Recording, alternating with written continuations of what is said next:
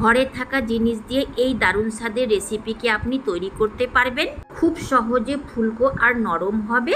দেখতেই পাচ্ছেন কতটা ফুলেছে। আটা বা ময়দার যে কোনো জিনিস তৈরি করুন, যদি ফুলকো হয়ে থাকে সেটা অবশ্যই খেতে নরম হবে আর খেতেও দারুণ স্বাদ লাগে।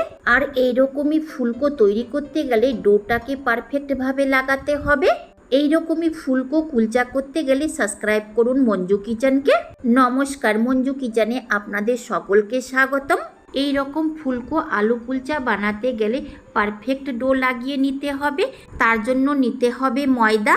1 কাপ ময়দা মিক্সিং বলে আছে দ্বিতীয়টা কাপের মধ্যেই, ওজনে 500 গ্রাম।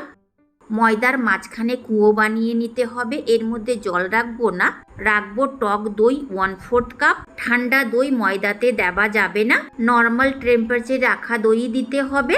দেব 1/2 teaspoon baking powder, 1/4 teaspoon baking soda, একে খাবার সোডাও বলা হয়। বেকিং পাউডার আর বেকিং সোডার বদলে আপনি ইনোও ব্যবহার করতে পারেন। এই দুটো জিনিসই দিতে হবে দইয়ের উপরে, যেন সোডা আর দই তাড়াতাড়ি অ্যাক্টিভ হতে পারে।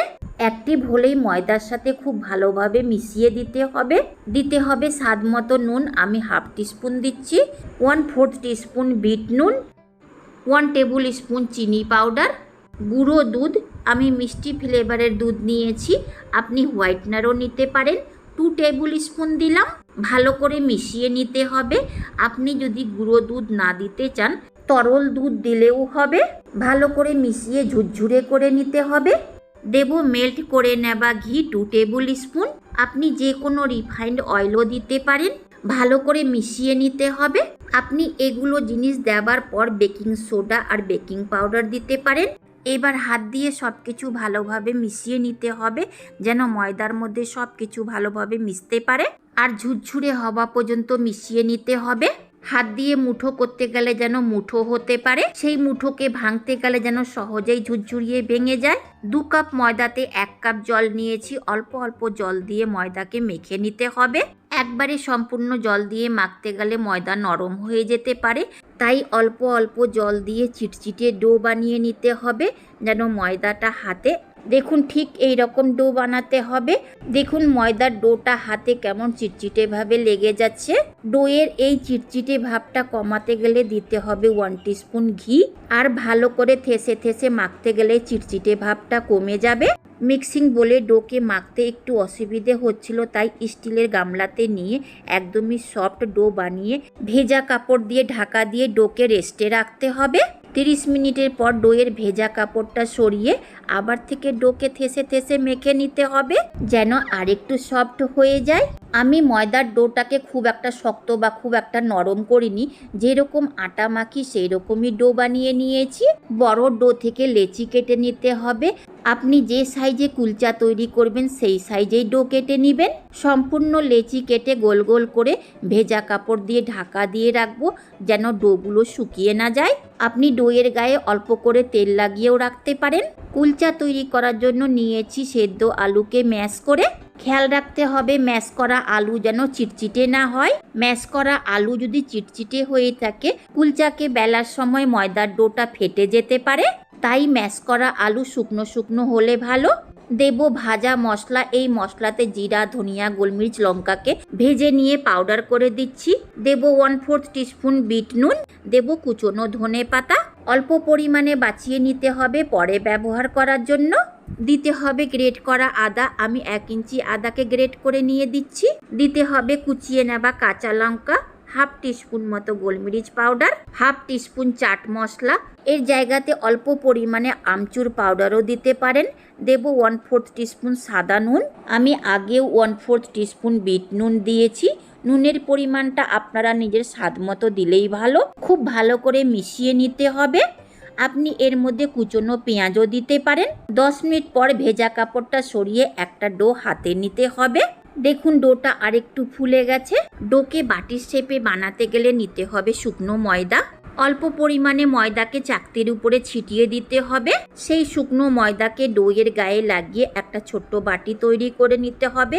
এইভাবে গোল গোল করে ঘুরিয়ে চারিদিক থেকে পাতলা আর মাঝখানে মোটা রাখতে হবে। যেহেতু মাঝখানে ফিলিংস ভরবো তাই দিতে হবে মশলা মেশানো আলু।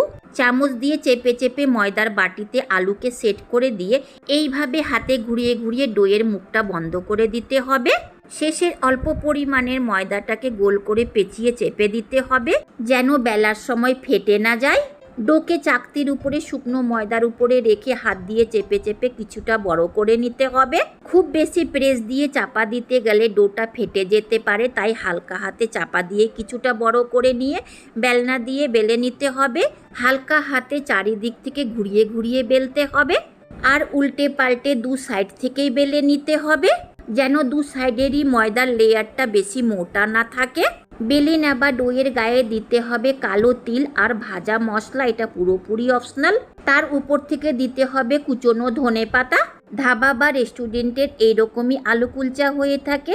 হালকা হাতে একটু লম্বা করে বেলে নিতে হবে। দেখুন ভিতরকার ফিলিংস যদি চিটচিটে হয়ে থাকতো ডোটা ফেটে আলু মশলাটা বাইরে বেরিয়ে যেত, তাই চেষ্টা করে নিতে হবে আলু মশলা যেন শুকনো থাকে। দেখুন একটা আলু কুলচা বেলা হয়ে গেছে, তুলে প্লেটে রাখবো। আরেকটা কুলচা তৈরি করে নেবার জন্য ময়দার ডোয়ের বাটি বানিয়ে নিতে হবে। একইভাবে চারিদিক থেকে পাতলা আর মাঝখানে মোটা রাখতে হবে। যেহেতু ডোয়ের মাঝখানে আলু মশলা দিতে হবে তাই চামচ দিয়ে চারিদিক থেকে ভালোভাবে চেপে চেপে সেট করে দিতে হবে। আলু মশলার ফিলিংসটা ডোয়ের মাঝখানে একটু বেশি করেই দিবেন যেন খেতে ভালো লাগে। এই ডোয়ের মুখটা অন্যভাবে বন্ধ করব। একের পিঠে এক ময়দার লেয়ারটা দেওয়ার পর শেষেরটা একদমই গোল করে চেপে দেব। খেয়াল রাখতে হবে ডোটা যেন কোনো দিক থেকে ক্র্যাক না থাকে। দেখুন একদমই গোল হয়েছে, কোনো দিকে ক্র্যাক নেই। ডোয়ের ক্র্যাক জায়গা থেকে বেলার সময় ভেতরকার ফিলিংসটা বাইরে বেরিয়ে আসতে পারে, তাই ভালো করে চেপে চেপে গোল করে নিতে হবে। দু সাইড থেকেই উল্টে পাল্টে হালকা হাতে বেলে নিতে হবে।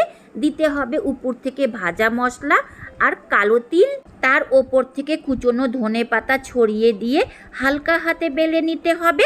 খুব বেশি পাতলা করতে গেলে কুলচা আবার ফুলবে না। মিডিয়াম সাইজে দুদিকে একটু লম্বা করে বেলে নিতে হবে।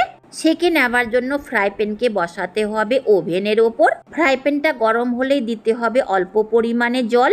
এইরকম জলটা ফুটে উঠলেই দিতে হবে আলু কুলচা। আমি স্টিমে ঢাকা দিয়ে রান্না করব। আপনার কাছে ওভেন থাকতে গেলে তার মধ্যে রান্না করতে পারেন। স্টিমে রান্না করার ফলে আলু কুলচাটা কি সুন্দর ফুলছে। ঢাকাটা খুলে দিলেই বেলুনের মতো ফুলকো কুলচা পাংচার হয়ে যাবে। ওপর থেকে লাগাবো সাদা তেল, আপনি ঘি বা বাটারও লাগাতে পারেন। এক সাইডে হয়ে গেলে উল্টে দিতে হবে। লাগাতে হবে সাদা তেল। এই রকম সাদা সাদা করবেন না, কুলচা একটু পোড়া পোড়া হয়। দেখুন দু সাইড থেকে কি সুন্দর ফুলেছে। আবার উল্টে পাল্টে দিতে হবে। আমি কুলচাকে মিডিয়াম ফ্লেমে রান্না করেছি, আপনি লো মিডিয়ামেও করতে পারেন। দেখুন হালকাভাবে একটু পুড়িয়ে নিলাম, খেতেও ভালো লাগবে, দেখতেও ভালো লাগবে। নামিয়ে নিয়ে একইভাবে অন্য কুলচাকে স্টিমে রান্না করে নিতে হবে। ঢাকাটা সরিয়ে দিয়ে উল্টে দিতে হবে। দু সাইড থেকে উল্টে পাল্টে সেকে নামিয়ে নিতে হবে। যেহেতু এটা ময়দার তৈরি করা, এই জন্য দু সাইড থেকেই সেকে নেবেন। এই আলু কুলচাকে আপনি আটা দিয়েও তৈরি করতে পারেন। যদি আটা দিয়ে তৈরি করে থাকেন তো আপনার ডাইজেস্টে কোনো রকমের প্রবলেম হবে না, কিন্তু ময়দা একটু রিস্কি থাকে। যে কটা হয়েছিল সেটা প্লেটিং করে নিয়েছি। এটা একটু গরম গরম খেতে ভালো লাগে। এই আলু কুলচাকে আপনি বাটার চিকেন, চিকেন কষা, চিকেন মশলা বা পনির দো পেঁয়াজা, পনির মশলা, পনির টিক্কা দিয়ে আপনি খেতে পারেন। আমি মাটন কষার গ্রেভিটা দিয়ে খেতে বেশি পছন্দ করি। ভীষণ টেস্টি হয়েছে আলু কুলচা রেসিপি। এইভাবে ট্রাই করে দেখতে পারেন। আর আমি একদমই সহজ পদ্ধতিতে রান্না করেছি। যদি ভালো লেগে থাকে লাইক, শেয়ার, সাবস্ক্রাইব করতে ভুলবেন না। একটা আলু কুলচা ছিঁড়ে দেখিয়ে দিচ্ছি ভেতরটা কেমন হয়েছে।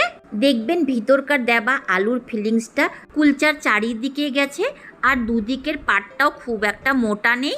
আলুর ফিলিংসটা কুলচার চারিদিকে গেলে খেতে ভীষণ স্বাদ হয়ে থাকে। আমি অনেকবারই এই রেসিপিকে আটা দিয়ে তৈরি করেছি, এইবার প্রথম ময়দা দিয়ে তৈরি করলাম। দারুণ টেস্টি হয়েছে। শেষ পর্যন্ত দেখার জন্য অনেক অনেক ধন্যবাদ।